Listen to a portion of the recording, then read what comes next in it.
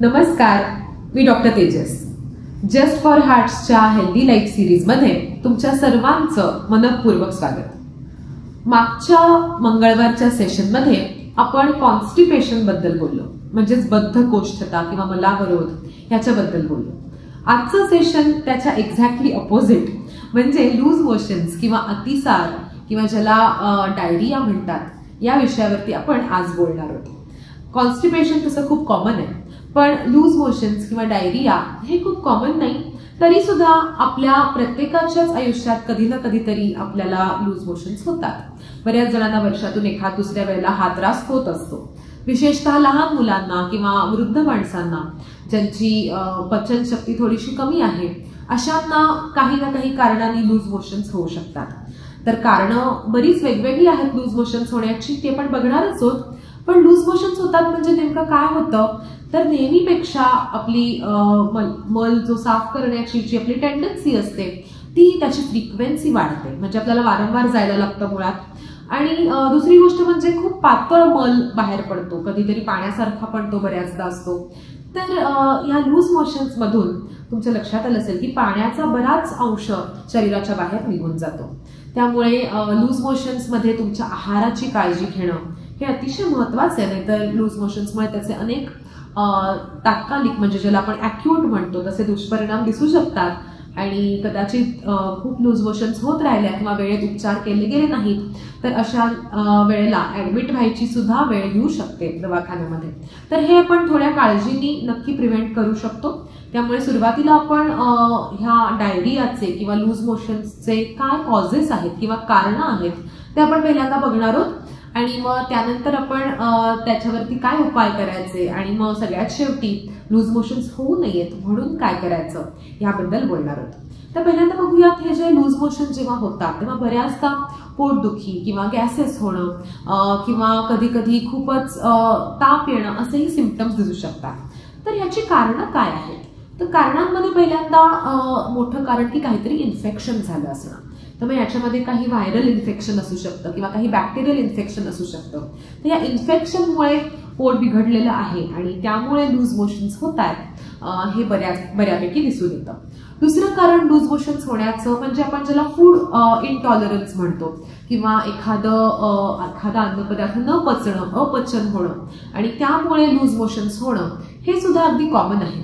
विशेषतः काही बाहेर खाण्यात आलं किंवा स्पेशली जे रस्त्याच्या कडेला जे व्हेंडर्स असतात त्यांच्याकडे आपण जर का काही खाल्लं, बऱ्यापैकी ज्युसेस जे लोक बाहेर घेतात उघड्यावरचे, अशांमध्ये हे लूज मोशन्स होण्याचं प्रमाण बऱ्यापैकी असतं किंवा त्यांच्यामध्ये लूज मोशन्स नक्की दिसून येतात असं बाहेरचं काही उघड्यावरचं खाल्लं तर. कारण ह्याच्यामध्ये पुन्हा ह्याच्यावरती माशा बसल्या असतात, ह्याच्यामध्ये हायजीनचा फार विचार केला नसतो आणि या सगळ्या कारणांमुळे हे बाहेरचं खाणं अन्न हे लूज मोशनसाठी कारण ठरू शकतं.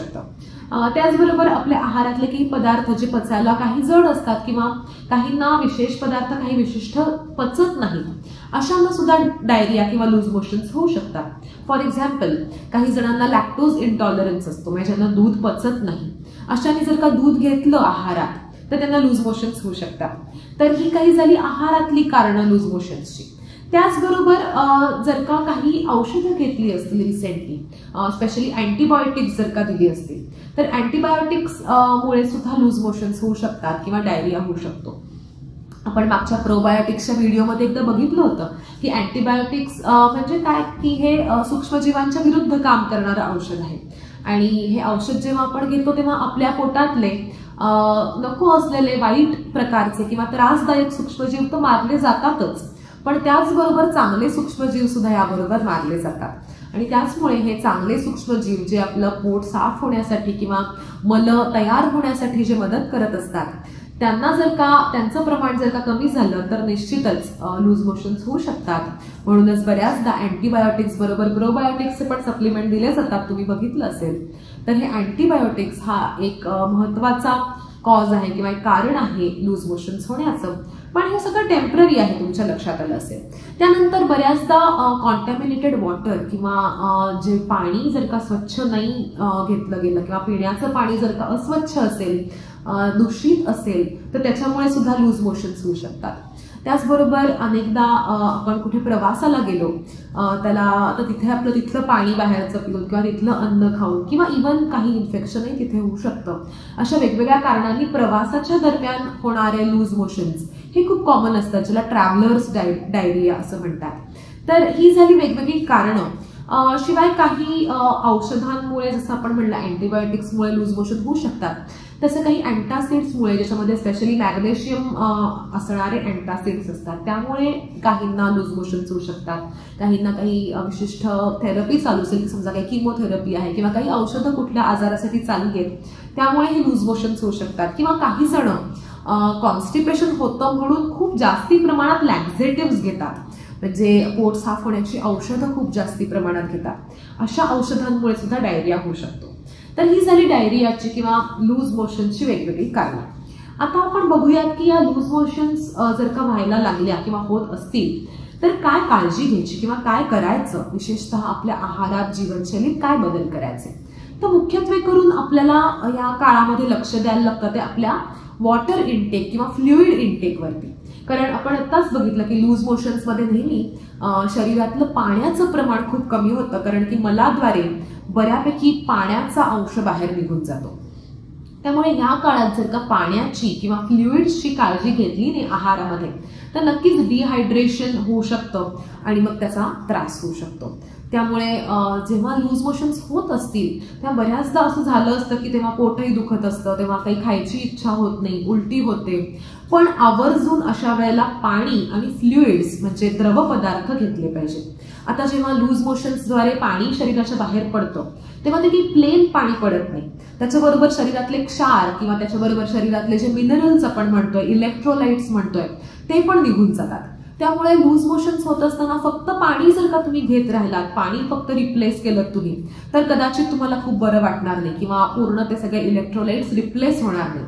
त्यामुळे लूज मोशन्स होत असताना नुसत्या पाण्यापेक्षा, ज्याला आपण ORS किंवा ओरल रिहायड्रेशन सोल्युशन म्हणतो, हे सोल्युशन घेणं महत्वाचं आहे किंवा ज्याला इलेक्ट्रॉल असंही म्हणतात. बाजारामध्ये हे इलेक्ट्रॉल किंवा ORS अवेलेबल असतं. ह्याची पावडर बऱ्याचदा अवेलेबल असते, जी आपण 1 लिटर पाण्यामध्ये ती पावडरचा जो पॅकेट असतो तो मिक्स करून ती सरबतासारखं बनवायचं असतं ते सोल्युशन आणि मग ते दिवसभर गोड गोड घ्यायचं असतं.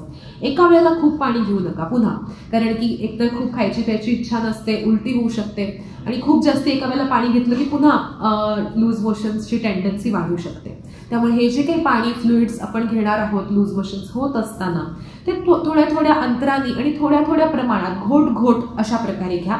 जर तुम्हाला वाटलं तर थोडं थंड पाणी किंवा थंड फ्लुइड्स हे घेतलेत फ्रीजमध्ये ठेवून थोडा वेळ तरी चालेल.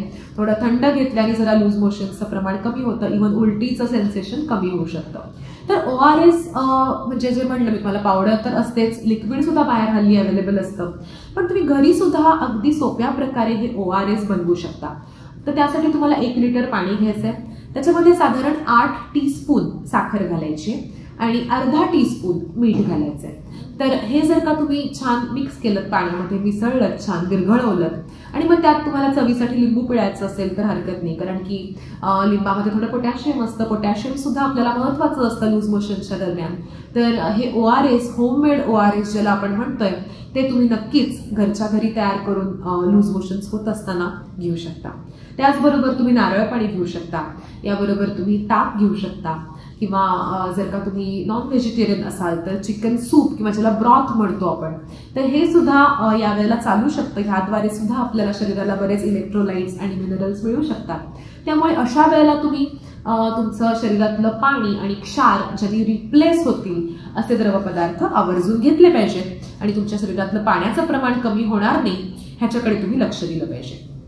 आता जर का हा डायरिया जो आहे तो लहान मुलांमध्ये झाला किंवा लहान बाळांमध्ये झाला, तर त्यांनी सुद्धा त्यांचं पाण्याचा इंटेक नीट घेतला जाईल ह्याच्याकडे त्यांच्या आई वडिलांनी लक्ष दिलं पाहिजे. तर त्यांना हे ORS तर देता येईलच, पण जी बाळं स्तनपान घेत असतात आणि त्यांच्यामध्ये जर का डायरिया झाला तर त्यांनी स्तनपान सुरू ठेवायची गरज आहे. अशा वेळेला स्तनपान बंद मुळीच करू नका, स्तनपान सुरू ठेवा, त्याच्यामुळे डायरिया वाढणार नक्कीच नाही. आपल्याला एक काळजी असते अशी की लूज मोशन्स होत आहेत तर दूध पचेल का बाळाला किंवा ज्यांना डायरिया होतो अशांना. तर वरचं दूध नक्कीच द्यायचं नाहीये, पण आईचं दूध जर का अशा वेळेला सुरू असेल तर ते नक्की चालू ठेवायचे, त्याच्यामुळे डायरिया वाढणार नाहीये. त्याचबरोबर बाहेर हल्ली फ्रूट किंवा ज्याला आपण ORS म्हणतोय की ज्युसेस किंवा इलेक्ट्रॉल सोल्युशन, तर ह्याचे पॉप्सिकल्स सुद्धा मिळतात. पॉप्सिकल्स म्हणजे असे चोखण्यासाठी थोडेसे त्याचे थंड असे म्हणजे ज्याला म्हणू आपण खडे आहेत किंवा चोखण्यासाठी जसं गोळीसारखं असतं असे पॉप्सिकल्स सुद्धा मिळतात. सो लहान मुलांना हे पॉप्सिकल्स पण देता येतील.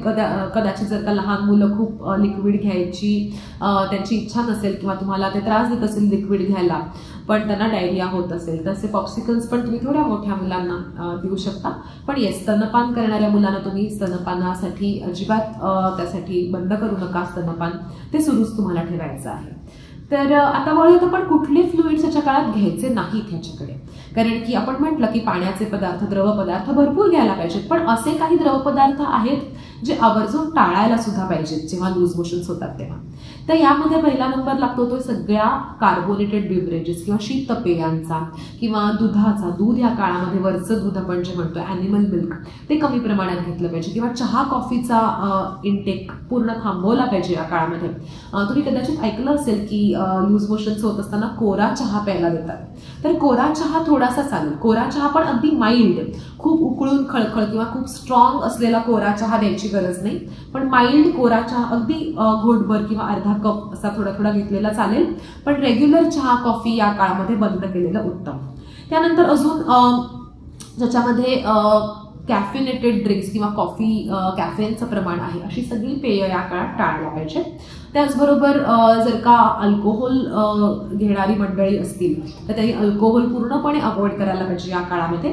कारण ह्या सगळ्या पेयांनी की अल्कोहोल आहे, कॉफी किंवा दूध आहे, कार्बोनेटेड बिव्हरेजेस आहेत, ह्या सगळ्या पेयांनी डायरिया वाढू शकतो आणि कॅफिनेटेड ड्रिंक्समुळे तर उलट शरीरातील पाण्याचं प्रमाण अजून कमी होऊ शकतं.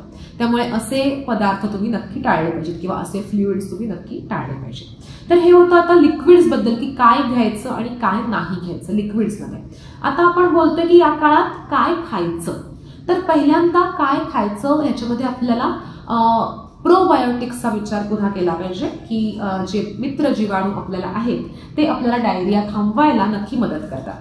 त्यामुळे दही आणि ताक ह्याचा आवर्जून तुमच्या आहारात समावेश केला असला पाहिजे. आणि दही ताक हे सुद्धा फ्रेश होममेड असावं, बाहेरचं विकतचं फ्लेवरचं हे घेऊ नये किंवा खूप साखर मीठ घालून त्याला अगदी लस्सी गोड करून घेऊ नये, पण अगदी माइल्ड त्याच्यामध्ये थोडंसं मीठ किंचितशी साखर घालायला हरकत नाही. आणि असं हे पातळ ताक घ्यायला नक्कीच हरकत नाही, दही थोड्या प्रमाणात खायला हरकत नाही जर का लूज मोशन्स होत असतील तर.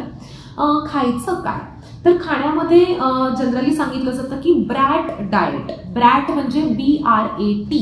तर ह्या प्रत्येकाचा एक फुल फॉर्म आहे, हा शॉर्ट फॉर्म झाला ब्रॅट. तर B फॉर बनाना, केळं. तर केळं खाणं चांगलं. जर का लूज मोशन्स होत असतील तर तुम्ही नक्की एखादं केळं खाऊ शकता. केळ्यामध्ये पोटॅशियम सुद्धा असतं, सो हे पोटॅशियम तुमचं जे निघून गेलंय डायरियाच्या दरम्यान बाहेर ते रिप्लेनिश व्हायला मदत होते. तर पोटॅशियमसाठी आपण मगाशी सुद्धा बोललो आणि की तुम्हाला नारळ पाणी घेऊन चालणार आहे, लिंबू पाणी घेऊन चालणार आहे, पण येस केळं हा अजून एक चांगला सोर्स आहे पोटॅशियमचा आणि केळं घेऊन लूज मोशन सुद्धा थांबायला तुम्हाला मदत होणार आहे. तर B फॉर बनाना. नंतर R, ब्रॅटमध्ये BR, R for rice. Rice म्हणजे तांदूळ किंवा भात आपण या काळामध्ये खायला हरकत नाही. तर आता भात खाताना नक्कीच तुम्ही ब्राऊन राईस वगैरे खाऊ नका. यावेळेला पांढरा भात किंवा जो पॉलिश केलेला भात आहे तो तुम्हाला घ्यायचा आहे, कारण की या काळामध्ये तुम्हाला फायबर्सचं प्रमाण आहारातलं कमी ठेवायचं आहे. फायबर्स जास्ती घेतले तर तुम्हाला लूज मोशन्स या काळामध्ये तुमच्या वाढू शकतात. त्यामुळे लूज मोशन्स होत असताना फायबरचं प्रमाण कमी, स्टार्ची फूड जास्त.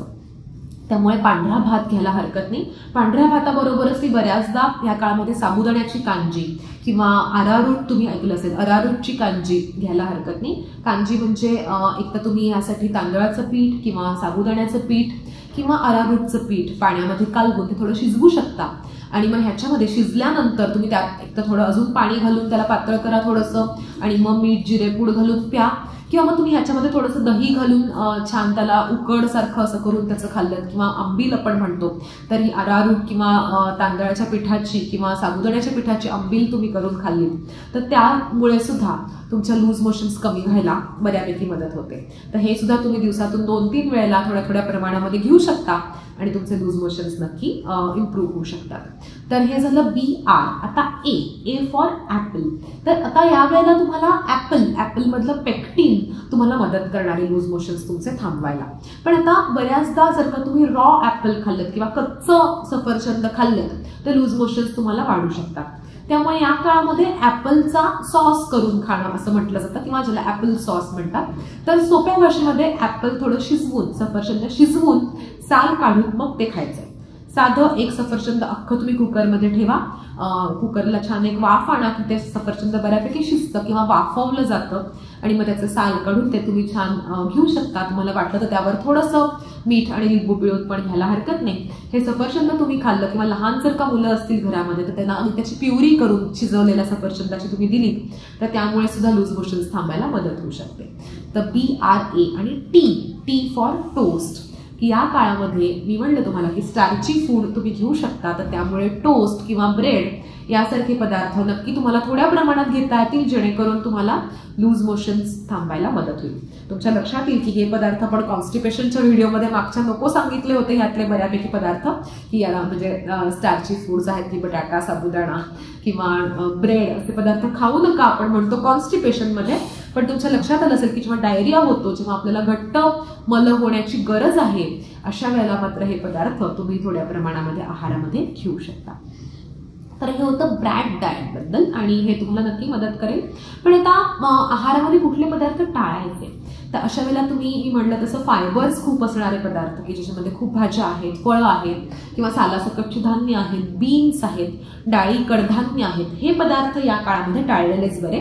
कारण की थोडेसे पचायला जड, फायबर्सनी परिपूर्ण, ह्यामुळे तुम्हाला लूज मोशन्स थांबायला मदत होणार नाही, उलट ते वाढू शकतात. त्यामुळे असे पदार्थ तुम्ही यावेळेला बंद करा. यावेळेला तुम्ही थोडेसे ओट्स घेऊ शकता. असं ओट्समध्ये सोल्युबल फायबर असतात, ते फायबर तुम्हाला चालू शकतात. त्यामुळे ओट्स, जे व्हाईट ओट्स आपण घेतो, तर व्हाईट ओट्स या काळामध्ये त्याची कांजी करून किंवा त्याचं थोडंसं पाण्यामध्ये शिजवून मग त्याच्यात थोडंसं दही ताक घालून तेही घेतलेलं या काळामध्ये चालेल. पण अदरवाईज बाकीची खूप धान्य किंवा कडधान्य, डाळी, भाज्या आणि फळं हे या काळामध्ये आपण टाळायला हवं. त्यानंतरचा पुढचा मुद्दा की आता या काळामध्ये अजून स्पेशल काय लक्षात ठेवायला हवं, तर काही जण आर्टिफिशियल स्वीटनर्स वापरत असतात किंवा शुगर फ्री आपण ज्याला म्हणतो, ती या काळामध्ये थोडीशी टाळायला हवी. आणि स्पेशली काही पदार्थांमध्ये हल्ली आर्टिफिशियल स्वीटनर्स वापरली असतात. तर फूड लेबल नक्की तुम्ही बघून आर्टिफिशियल स्वीटनर्स आपल्या आहारामध्ये या काळात जाणार नाही ह्याकडे लक्ष द्यायला हवं. कारण की काही प्रकारच्या आर्टिफिशियल स्वीटनर्समुळे लूज मोशन्स तुमच्या वाढू शकतात. त्यानंतर आता नॉनव्हेज फूड तुम्ही टाळायला पाहिजे. नॉनव्हेज पचायला जड आहे अर्थात, त्यामुळे नॉनव्हेज खायचं असेल तर मी म्हणलं तसं की चिकनचं सूप फार तर फार घेऊन चालेल गाळून, की जो ब्रॉथ आहे. पण जे पचायला जड असं पीसेस नॉनव्हेजचे आहेत किंवा इव्हन अंड फार खाल्लेलं काही गरज नाही या काळामध्ये. जर का लूज मोशन्स थोड्या कमी झाल्या तर मग खाऊ शकता अंड. पण जेव्हा खूप लूज मोशन्स होत आहेत अशा काळामध्ये अंड सुद्धा तुम्ही जरा अवॉइड केलेलं चांगलं आहे. तर हे होतं आता खाण्यापिण्याबद्दल. तर आता मला असं वाटतं की कधी आपण डॉक्टरला दाखवायचं हे सुद्धा आपल्याला माहिती असलं पाहिजे. कारण की लूज मोशन्स होत आहेत, काय खायचं काय नाही, किती पाणी घ्यायचं, कुठल्या प्रकारचे फ्लुइड्स घ्यायचे, ही काळजी आपण सगळी घरी ताबडतोब घ्यायलाच पाहिजे. पण डॉक्टरला पण दाखवायची जर का वेळ आली तर कधी डॉक्टरकडे जायचं, किती वेळ थांबायचं, ह्याला काही गणित आहे का, तर येस डेफिनेटली आहे. आणि स्पेशली जर का घरामध्ये लहान मुलं आणि वृद्ध माणसं असतील तर अशांसाठी आपण फार काळ थांबायची गरज नाही. फार तर फार 24 तास आपण यांना देऊ शकतो की 24 तास तुम्ही घरामध्ये हे सगळे उपाय करून लहान मुलं आणि वृद्धांमध्ये तुम्ही हे प्रयत्न सगळे करू शकता. आणि जर फायदा झाला तर चांगलंच आहे. लूज मोशन्स कमी झाल्या किंवा थांबल्या तर मग कंटिन्यू ठेवा, हे हरकत नाही. पण जर का नाही कमी झालं तर मग लगेच 24 तासामध्ये तुम्ही डॉक्टरांना दाखवायला पाहिजे. अशा व्यक्तींसाठी जे ॲडल्ट्स आहेत किंवा प्रौढ व्यक्ती आहेत, ज्याची तब्येत चांगली आहे, वजन चांगलं आहे, अशाने 2 ते 3 दिवस थांबून सुद्धा हरकत नाही. आणि जर का स्पेशली फक्त लूज मोशन्स होत आहेत, त्याच्याबरोबर बाकी काही सिम्पटम्स नाही आहेत, अशा वेळेला 2 ते 3 दिवस थांबू शकता. पण इन एनी केस जर का लूज मोशन्सच्या बरोबर इतर काही सिम्पटम्स असतील, जसं की ताप आलाय किंवा उलट्या होत आहेत खूप किंवा पोट खूप दुखून येत आहे, तर अशा वेळेला मात्र तुम्ही डॉक्टरांना लगेच दाखवायला पाहिजे. कधी कधी लूज मोशन्सच्या दरम्यान मलाद्वारे रक्त सुद्धा बाहेर पडतं. तर जर का असं रक्त बाहेर पडत असेल तरी सुद्धा डॉक्टरांचा सल्ला ताबडतोब घ्यायला पाहिजे. बऱ्याचदा सगळे प्रयत्न करून सुद्धा पोटात काही राहत नाही, पाणी घेऊन सुद्धा पोटात काही राहत नाही, खूप डिहायड्रेशन होतं. असं डिहायड्रेशन जेव्हा खूप होतं तेव्हा सुद्धा त्वरित डॉक्टरांकडे जायला पाहिजे. अशा वेळेला शिरेतनं फ्लुइड्स द्यायला लागतात, म्हणजे सलाईन द्यायला लागतं थोडक्यात. पण तुम्हाला कसं कळणार की डिहायड्रेशन झालंय? तर डिहायड्रेशनचे सुद्धा काही सिम्पटम्स आहेत, ते तुम्ही लक्ष दिलं पाहिजे, स्पेशली लहान मुलांमध्ये. कारण लहान मुलांना त्यांना होणारा त्रास सांगता येत नाही आणि लहान मुलांचं वजन कमी, त्याच्यामुळे त्यांचं ताबडतोब त्यांच्या वजनावरती डिहायड्रेशनचा परिणाम होऊ शकतो, त्यांच्या एकूणच ऍक्टिव्हिटीवरती परिणाम होऊ शकतो. लहान मुलं अगदी एकदम नाजूक होऊन जातात किंवा अगदी काय म्हणतात त्याला, एकदम सारखी झोपायला लागतात, त्यांचं खेळणं बंद होतं, खाणं बंद होतं, हसणं बंद होतं. अशा वेळेला मात्र आपण थांबता कामा नये. स्पेशली जेव्हा लहान मुलांमध्ये डिहायड्रेशनचे काही सिम्पटम्स, म्हणजे जर का शू झाली नाही बराच वेळ किंवा लघवी खूप वेळ झाली नाही किंवा जर का रडतायत लहान मुलं पण डोळ्यामधनं पाणी येत नाहीये, हे सगळे डिहायड्रेशनचे सिम्पटम्स आहेत. किंवा तोंड खूप कोरडं पडले, ओठ अगदी कोरडे कोरडे झाले, सारखंच पाणी पाणी होतं, एक्सेसिव्ह थर्स्ट, सारखं पाणी प्यावंसं वाटतं, सारखं पाणी मागतायत पण पाणी काही पोटात टिकत नाही. अशा सगळ्या वेळेला तुम्ही लक्षात ठेवलं पाहिजे की हे डिहायड्रेशनचे सिम्पटम्स आहेत आणि अशा वेळेला न थांबता डॉक्टरांचा सल्ला तुम्ही घ्यायला पाहिजे. याचबरोबर जर का वेट लॉस म्हणजे वजन जर का कमी व्हायला लागलं तर तुम्ही पुन्हा न थांबता डॉक्टरांकडे जायला पाहिजे. लहान मुलांमध्ये हे लगेच कळून येतं, कारण त्यांचं वजन मी म्हणलं तसं मुळातच कमी आहे, त्यामुळे त्यांचं वजन थोडं जरी कमी झालं तरी लगेच लक्षात येतं. तुम्ही वजन तपासा आणि जर का घरी तुमच्या काटा असेल, मुलं थोडी मोठी असतील, इव्हन ॲडल्ट्समध्ये, एल्डरली लोकांमध्ये सुद्धा जर का वजन कमी व्हायला लागलं तर नक्की हे वन ऑफ द इंडिकेशन आहे की तुम्ही डॉक्टरांचा सल्ला लगेचच घ्यायला पाहिजे आणि वेळ दवडता कामा नये. तर आता आपण बोललो की लूज मोशन्सची कारणं किंवा त्याच्यावरचे उपाय, कधी डॉक्टरांना भेटायचं. पण सगळ्यात महत्त्वाचं मला असं वाटतं की काही प्रकारचे लूज मोशन्स आपण नक्की टाळू शकतो किंवा हे अतिसाराचा धोका आपण होण्याचाच धोका टाळू शकतो. आणि त्यासाठी आपण काही बेसिक रूल्स किंवा बेसिक नियम लक्षात ठेवले पाहिजे. त्यात सगळ्यात पहिल्यांदा म्हणजे स्वच्छता, हायजीन. मग ही हायजीन 3 प्रकारची पाहिजे. एक तर तुमची हँड हायजीन किंवा हाताची स्वच्छता. आता नेहमी जेवायच्या आधी हात स्वच्छ धुणं, बाहेरून आल्यानंतर हात स्वच्छ धुणं किंवा स्पेशली पोट साफ करून आल्यानंतर किंवा टॉयलेटला जाऊन आल्यानंतर हात स्वच्छ धुणं, या 3-4 ठिकाणी हात स्वच्छ धुण्याची गरज आहे. कारण अशा वेळेला तुम्ही हात धुतले नाहीत स्वच्छ तर तुम्हाला नक्कीच तुमच्या हाताद्वारे किंवा हाताला लागलेल्या जर्म्सद्वारे तुम्हाला इन्फेक्शन होऊ शकतं आणि डायरिया होऊ शकतो. त्यामुळे स्वच्छता हाताची पहिला मुद्दा. दुसरा मुद्दा, पाणी स्वच्छ पाहिजे. जे पाणी आपण पिणार आहोत तर जेव्हा घरी आपल्याला माहिती असतं रोजचं कॉर्पोरेशनचं पाणी आहे तेव्हा हरकत नाही, पण स्पेशली पावसाळ्यामध्ये किंवा तुम्ही कुठे बाहेर प्रवास करत असाल, बाहेरचं पाणी प्यायची वेळ आली तर अशा वेळेला शक्यतो उकळलेलं पाणी पिणं किंवा मग बिस्लरीचं किंवा ज्याला आपण पॅकेज वॉटर म्हणतो ते घेणं आणि बाहेरचं पाणी, नळाचं पाणी किंवा बाहेरच्या कूलरचं पाणी न घेणं हे सगळ्यात उत्तम. तसंच आता तिसरा मुद्दा जो आहे तो फूडची हायजीन किंवा खाण्याबद्दलची स्वच्छता. तर मग ह्यामध्ये आपण घरी तर स्वच्छता सगळी बाळगतोच, पण तरी सुद्धा भांडी स्वच्छ ठेवणं किंवा शिळं अन्न खूप न खाणं, अन्न साठवून ठेवताना ते व्यवस्थित टेम्परेचरला साठवून ठेवणं किंवा शिजवताना ते व्यवस्थित शिजवणं आणि व्यवस्थित झाकून ठेवणं, त्याच्यावरती माशा बसणार नाहीत ह्याची काळजी घेणं, हे सगळे मुद्दे खूप महत्त्वाचे आहेत. त्यामुळे बाहेरचं सुद्धा खाणं तुम्ही टाळायला पाहिजे. घरी योग्य ती स्वच्छतेची काळजी घेऊन अन्न खाल्लं पाहिजे. बाहेर अगदी खायची वेळ आलीच तुमच्यावरती तर शिजवलेलं ताजं अन्न बाहेरचं तुम्ही खा, असं मी सांगेन की कच्चं काही खाण्यापेक्षा किंवा बाहेरची फळं खाण्यापेक्षा उघड्यावरची कापून ठेवलेली ते तुम्ही नक्कीच अवॉइड करू शकता. आणि शिजवलेलं किंवा जी फळं तुम्ही सोलून तुमच्या हाताने खाणार आहात अशी फळं पॅक केलेलं व्यवस्थित अन्न तुम्ही त्यावेळेला खाऊ शकता आणि तुमचा डायरिया तुम्ही नक्कीच टाळू शकता. अजून एक डायरिया टाळण्यासाठी महत्त्वाचं लहान मुलांमध्ये म्हणजे की तुम्ही लहान मुलांचं व्हॅक्सिनेशन सगळं वेळेत आणि वेळोवेळी जे सांगितलेल्या पद्धतीने पूर्ण करा, कारण की ह्यातले काही वॅक्सिन्स मुलांना इन्फेक्शन्स होऊ नयेत पोटाचे आणि डायरिया होऊ नये यासाठी सुद्धा असतात.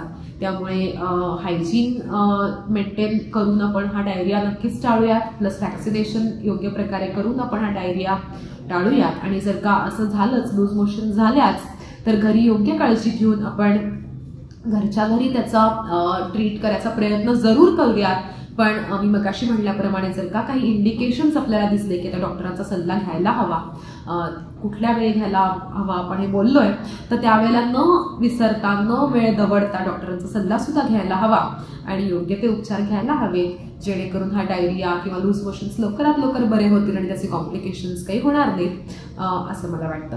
तर याबरोबरच आपण आज थांबतोय. पुढच्या सेशनमध्ये आपण अशाच एका तुमच्या गॅस्ट्रोइंटेस्टिनल ट्रॅक्टच्याच एका छोट्याशा तक्रारीबद्दल, पण जी खूप कॉमन आहे अशा एका तक्रारीबद्दल बोलणार आहोत.